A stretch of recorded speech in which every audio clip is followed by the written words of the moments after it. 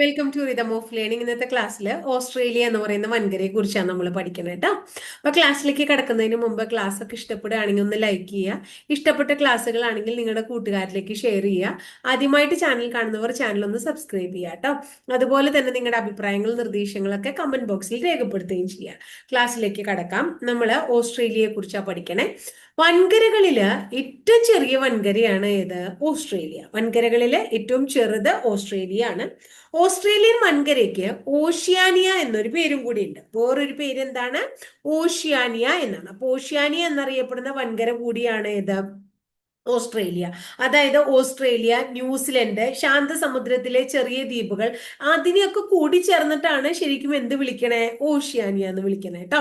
ഇനി പൂർണ്ണമായും ജലത്താൽ ചുറ്റപ്പെട്ട് സ്ഥിതി ചെയ്യുന്നതിനാല് ഓസ്ട്രേലിയയെ നമ്മള് വൻകര ദ്വീപ് എന്നും കൂടി വിളിക്കുന്നുണ്ട്. വൻകര ദ്വീപ്, അതുപോലെ ദ്വീപ് ഭൂഖണ്ഡം, ഭൂഖണ്ഡ രാഷ്ട്രം എന്നൊക്കെ പറഞ്ഞു കഴിഞ്ഞാൽ ഏതാണ്? ഓസ്ട്രേലിയ ആണെന്ന് ഓർത്തു വെക്കാം. ഇനി പ്ലാറ്റിപ്പസ്, അതുപോലെ തന്നെ കങ്കാരു, ഡിങ്കോ. ഡിങ്കോ എന്ന് പറഞ്ഞാൽ എന്താ പറയാ, ഒരു തരം നായയാണ്. ഇത്തരം ജീവികളെയൊക്കെ കാണപ്പെടുന്ന ഒരേ ഒരു വൻകര ഓസ്ട്രേലിയ ആണ്. പ്ലാറ്റിപ്പസ്, കങ്കാരു, ഡിങ്കോ തുടങ്ങിയവയെ കാണപ്പെടുന്നത് എവിടെയാണ്? ഓസ്ട്രേലിയയിലാണ്. ഇനി ഓസ്ട്രേലിയയുടെ ഒരു പ്രത്യേകത, ഇവിടെ സജീവ അഗ്നിപർവ്വതങ്ങൾ ഇല്ലാത്ര. അപ്പൊ സജീവ അഗ്നിപർവ്വതങ്ങൾ ഇല്ലാത്ത വൻകര ഏതാണ്? അതും ഓസ്ട്രേലിയ ആണ് കേട്ടോ. ഇനി ഓസ്ട്രേലിയയിൽ കാണപ്പെടുന്ന ഒരു തരം പുൽമേട് ഉണ്ട്. ആ പുൽമേടുകളെ നമ്മൾ ഡൗൺസ് എന്നാണ് വിളിക്കുന്നത്. എന്താ വിളിക്കുന്നത്? ഡൗൺസ്. അപ്പൊ ഡൗൺസ് എന്നറിയപ്പെടുന്ന പുൽമേടുകൾ കാണപ്പെടുന്നത് ഏത് വൻകരയിലാണ്? ഓസ്ട്രേലിയൻ വൻകരയിലാണ്. ഇനി പ്ലാസ്റ്റിക് കറൻസി ആദ്യമായിട്ട് ഏർപ്പെടുത്തിയ രാജ്യം ഏതാന്ന് ചോദിച്ചാൽ ഓസ്ട്രേലിയയാണ്. പ്ലാസ്റ്റിക് കറൻസി ആദ്യമായിട്ട് ഏർപ്പെടുത്തിയത് എവിടെയാണ്? ഓസ്ട്രേലിയയിലാണ് എന്ന് മനസ്സിലാക്കാം. അതുപോലെ തന്നെ ഓസ്ട്രേലിയയിലെ ഏറ്റവും നീളം കൂടിയ നദിയുടെ പേര് ചോദിച്ചു കഴിഞ്ഞാൽ മുറേ ഡാർലിംഗ് എന്നാ വിളിക്കുക. ഏതാ നദിയുടെ പേര്? Murray darling. ഓസ്ട്രേലിയയിലെ ഏറ്റവും നീളം കൂടിയ നദി മുറേ ഡാർലിംഗ്.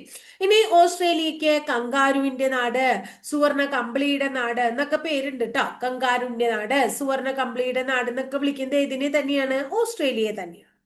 ജനുവരി 26 നാഷണൽ ഡേ ആയി ആഘോഷിക്കുന്ന രാജ്യമാണ് ഓസ്ട്രേലിയ. നമ്മുടെ റിപ്പബ്ലിക് ദിനത്തിന്റെ അന്ന് എന്താണ് ദേശീയ ദിനമായിട്ട് ആഘോഷിക്കുന്ന രാജ്യമാണ് ഇത്? ഓസ്ട്രേലിയ കേട്ടോ.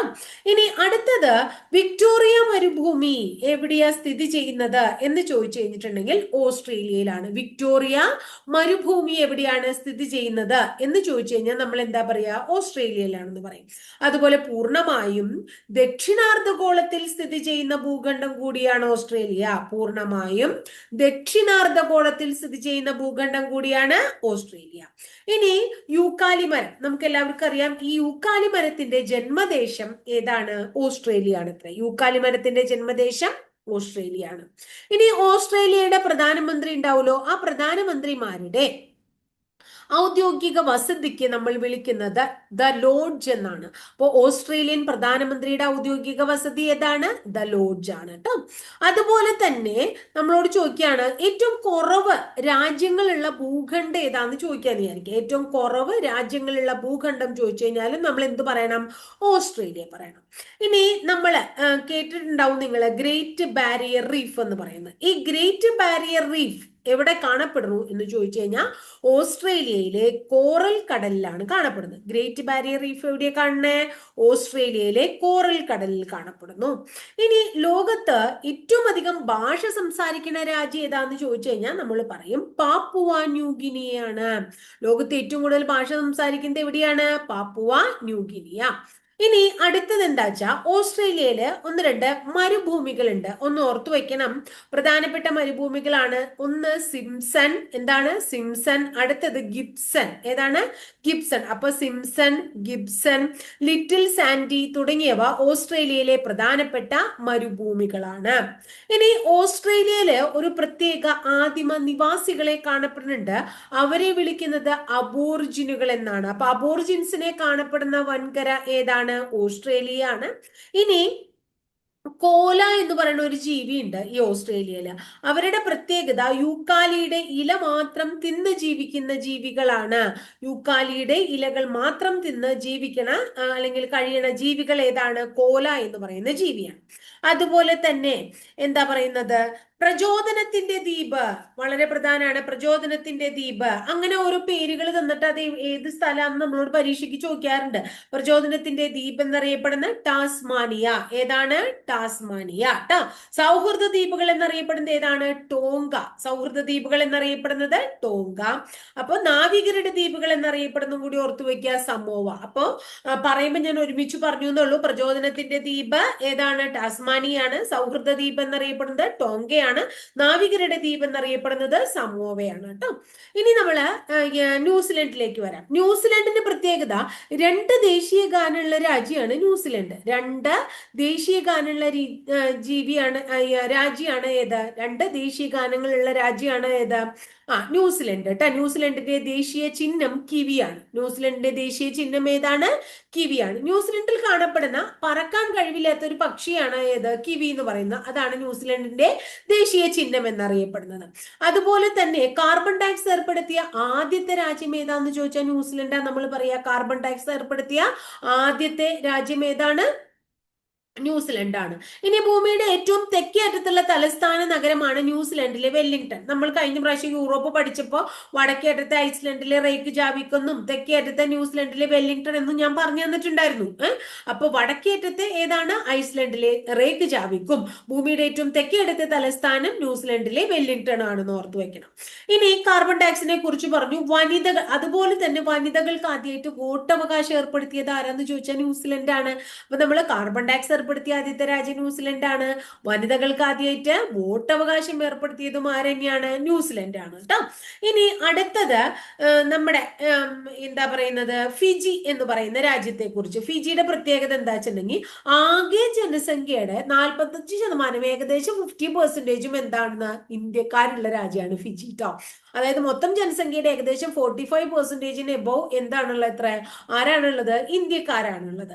2009 കോമൺവെൽത്തിൽ നിന്നും പുറത്താക്കപ്പെട്ട രാജ്യം കൂടിയാണ് ഫിജി എന്നൊന്ന് ഓർക്കണം കേട്ടോ. 2009 ഫിജിയെ പുറത്താക്കിയത്.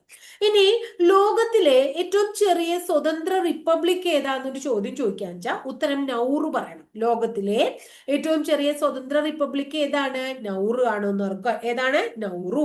ഇനി ലോകത്തിലെ ഏറ്റവും വലിയ രണ്ടാമത്തെ ദ്വീപ് ഏതാണ്? Papua New Guinea. ഈ പാപ്പുവ ന്യൂഗിനിയയുടെ പ്രത്യേകതയെ നമ്മൾ നേരത്തെ പറഞ്ഞ ലോകത്തെ ഏറ്റവും അധികം ഭാഷ സംസാരിക്കുന്ന രാജ്യമാണ് പാപ്പുവ ന്യൂഗിനിയ. അപ്പോൾ ഒരു ദ്വീപാണത് പാപ്പുവ ന്യൂഗിനിയ. ലോകത്തിലെ ഏറ്റവും വലിയ രണ്ടാമത്തെ ദ്വീപാണ് പാപ്പുവ ന്യൂഗിനിയ. ലോകത്തിലെ ഏറ്റവും അധികം ഭാഷകൾ സംസാരിക്കുന്നത് എവിടെയാണ്? പാപ്പുവ ന്യൂഗിനിയയിലാണ്. ഏറ്റവും കിഴക്കേറ്റത്ത് സ്ഥിതി ചെയ്യുന്ന രാജ്യം ഏതാന്ന് ചോദിച്ചാൽ നമ്മൾ പറയും കിരിബാത്തിയാണ്. അത്ര ഏറ്റവും കിഴക്കേറ്റത്ത് സ്ഥിതി ചെയ്യുന്ന രാജ്യം ഏതാണ്? കിരിബാത്തിയാണ്. ഏതാണ്? കിരിബാത്തി. അപ്പൊ നമ്മൾ പറഞ്ഞു എന്താണ്, ഈ കോമൺവെൽത്തിൽ നിന്നും പുറത്താക്കപ്പെട്ട രാജ്യമാണ് ഫിജി എന്ന് നമ്മൾ പറഞ്ഞു അല്ലെ. അതുപോലെ തന്നെ പലാവു ഉണ്ട്. ഏതാണ്? പലാവു. ഇപ്പൊ നമ്മള് ഐക്യരാഷ്ട്ര സംഘടന പഠിച്ചപ്പോൾ ഞാൻ ട്രസ്റ്റിഷിപ്പ് കൗൺസിലിനെ കുറിച്ച് പറഞ്ഞു തന്നിട്ടുണ്ടായിരുന്നു. അപ്പൊ ഇപ്പൊ ട്രസ്റ്റിഷിപ്പ് കൗൺസിലിൽ മെമ്പേഴ്സ് ഒന്നും ഇല്ല നമ്മൾ പറഞ്ഞു. 1994 വരെ ഐക്യരാഷ്ട്ര സഭയുടെ ട്രസ്റ്റിഷിപ്പ് പ്രദേശമായിരുന്നു പലാവു. പിന്നെ സ്വതന്ത്ര രാഷ്ട്രമായിട്ട് മാറുകയാണ് ചെയ്തത്. അപ്പൊ ഇത്രയാണ് എന്തിനെ കുറിച്ച് പഠിക്കാനുള്ളൂ. വളരെ കുറച്ചേ ഉള്ളൂ നമുക്ക് ഓസ്ട്രേലിയ. നമ്മൾ ഇതിനു മുമ്പ് പഠിച്ച യൂറോപ്പ് അല്ലെങ്കിൽ അങ്ങനെയുള്ള ഭൂഖണ്ഡങ്ങളൊക്കെ കുറച്ചും കൂടി കൂടുതൽ പഠിക്കേണ്ടായില്ലേ. അപ്പൊ ഓസ്ട്രേലിയ കുറവേ ഉള്ളൂ. പൂർണ്ണമായും ദക്ഷിണാർദ്ധഗോളത്തിലാണ്, ചെറിയ വൻകരയാണ്. അതുപോലെ തന്നെ എന്താണ്, ഭൂഖണ്ഡ രാഷ്ട്രമാണ്. കങ്കാരുവിന്റെയും കമ്പിളികളുടെയൊക്കെ നാടാണ്. അങ്ങനെ ഓഷ്യാനിയ എന്ന് പേരൊക്കെ ഉണ്ട്.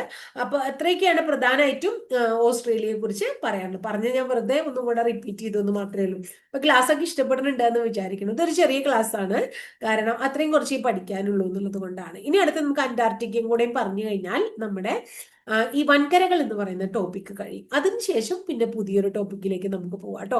ഓരോ ടോപ്പിക്കും നമ്മൾ 1 by 1 ആയിട്ട് ഭംഗിയായിട്ട് ഓർഡറോട് കൂടി പഠിച്ച് തീർത്തിട്ട് അടുത്തേക്ക് കടക്കുമ്പോൾ കുറച്ചും കൂടെ നമുക്ക് കോൺഫിഡൻസ് കൂടും. എന്താ കോൺഫിഡൻസ് കൂടാൻ കാരണം, ആ ഭാഗം മുഴുവൻ നമ്മൾ പഠിച്ചു കഴിഞ്ഞുല്ലോ എന്നുള്ളൊരു ആത്മവിശ്വാസം നമുക്ക് വരുമല്ലോ. അതുകൊണ്ട് തന്നെ അപ്പൊ ക്ലാസ്സുകളൊക്കെ എടുക്കണത് ഭംഗിയായിട്ട് കേട്ട് പഠിക്കുക. താല്പര്യമുള്ള ആൾക്കാരാണെങ്കിൽ കേൾക്കണം എന്നില്ല, ഒരു പ്രാവശ്യമൊക്കെ കേട്ടാൽ മതി. പിന്നെയും പിന്നെ റിപ്പീറ്റേഷന്റെ ആവശ്യമില്ല. എന്ത് ചെയ്യാം, നമുക്കത് എഴുതിയെടുക്കാൻ ഇഷ്ടമുള്ള കുട്ടികളാണെങ്കിൽ എഴുതിയിട്ട് തന്നെ പഠിക്കുക കേട്ടോ. എപ്പോഴും ബുക്കിൽ എഴുതി വെക്കണേൽ വലിയ കഥയൊന്നുമില്ല, കാരണം മനസ്സിൽ മനപ്പാടാക്കുക എന്നുള്ളതാണ്. അല്ലെ നമ്മുടെ മനസ്സിലത് കൊണ്ടുവരിക എന്നുള്ള ഒരു ചോദ്യം കിട്ടുമ്പോൾ അതിന്റെ ആൻസർ നമുക്ക് മനസ്സിൽ തെളിയുക എന്നുള്ളതാണ് പ്രധാനം. അപ്പൊ അടുത്ത ദിവസം വളരെ നല്ലൊരു ടോപ്പിക്കുമായി നമുക്ക് വീണ്ടും കാണാം കേട്ടോ.